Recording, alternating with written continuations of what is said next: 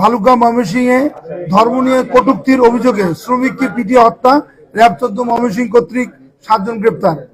Victim দিবুচন্দ্র Das 28, পিতা রবিলাল দাস, সাং মোকাম মিয়াকান্দা থানা, তারাকান্দা জেলা, ময়মনসিংহ। তিনি ভালুকা থানার ডুবুলিয়া পায়োনিয়ার নিট ফ্যাক্টরি শ্রমিক। অজ্ঞাতনামা উত্তেজিত জনতা ভিকটিমের বিরুদ্ধে হযরত মুহাম্মদ সাল্লাল্লাহু আলাইহি সাল্লাম ও ধর্ম নিয়ে কটূক্তির অভিযোগ এনে গত 18 ডিসেম্বর 2025 খ্রিস্টাব্দ রাত অনুমানিক 21 ঘটিকায় ফ্যাক্টরি হতে জোরপূর্বক বাইর করে দাঙ্গা সৃষ্টির মাধ্যমে দেশীয় অস্ত্র দিয়ে আঘাত সহ কিল ঘুষি দিয়ে পিটিয়ে তাকে হত্যা করে। পরবর্তীতে ভিকটিমের লাশ জমির দিয়া স্কয়ার মাস্টারবাড়ি বাস স্ট্যান্ড, ঢাকা ময়মনসিংহ মহাসড়কের মাঝখানের আইল্যান্ডের গাছের সাথে ঝুলিয়ে আগুন ধরিয়ে দেয়, যার স্থির এবং ভিডিও চিত্র সামাজিক যোগাযোগ মাধ্যমে ছড়িয়ে পড়ে। উক্ত ঘটনায় ভালুকা থানার মামলা নম্বর 26 তারিখ 19 ডিসেম্বর 2025 খ্রিস্টাব্দ ধারা 147, 149, 302, 201, 297, 34 পেনাল কোড রুজু হয়।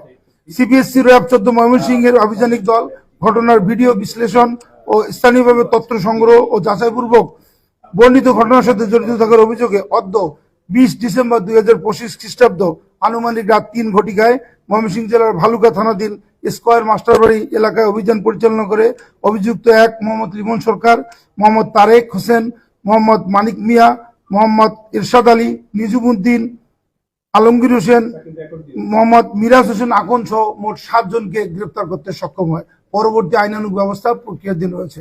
আপনাদের ধন্যবাদ।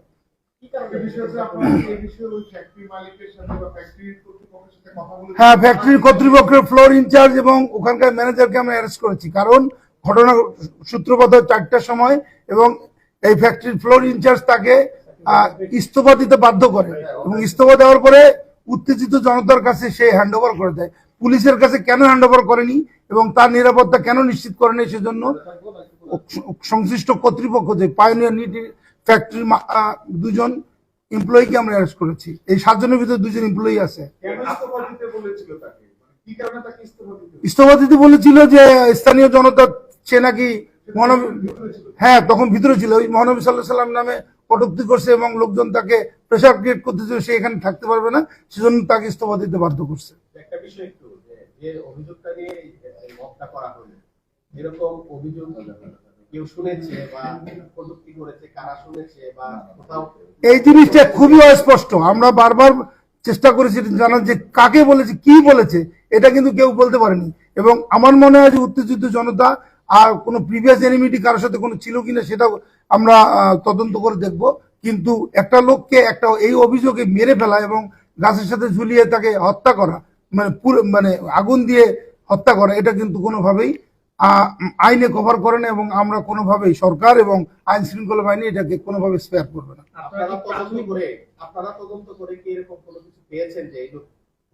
আমাদেরকে তদন্ত করার সুযোগ দিতে হবে, কারণ তদন্ত তো এটা তো থানা তদন্ত করবে, আমরাও সহায়তা তদন্ত করব।